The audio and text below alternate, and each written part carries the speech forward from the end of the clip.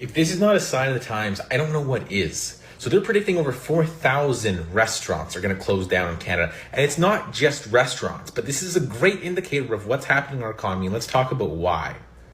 So first of all, the report came out, and basically when they say 4,000 restaurants are expected to close, that's net loss. So that's already accounting for new restaurants opening. So that means even more are actually closing. That's the crazy part. We don't know what that number is, but we know that net, even after all the new restaurants planning to be reopened, 4,000 more are going to be closing. And this is actually fairly serious. Now, going through this Global News article, they state that the problem is not that the restaurants are failing suddenly, it's that the sector has been operating in a prolonged state of economic stress since 2021. The report argues adding that pandemic-era support such as wage subsidies, rent relief, loan deferrals, and tax postponements kept many restaurants afloat. Higher input costs and labor costs since the start of the pandemic, coupled with the changes to temporary foreign workers program, have contributed to challenges facing the restaurant industry.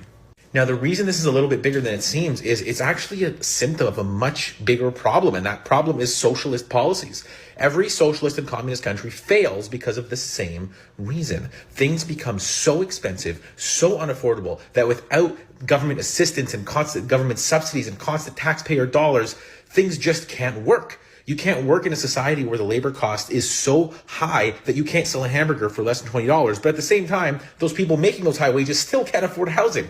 So the whole system is broken, and this is where it fails. And the government just has tried to throw more money and more money and more money. They don't care about fixing it. They just care about delaying the fall long enough that they get rich in the process and at least win the next election. Now, at the end of the report, they do say that it shows 41% of food service businesses are operating at a loss. So even the ones that are not closing are losing money consistently. And I have a feeling this is not just the restaurant industry. I have a feeling this is happening everywhere, and it's a serious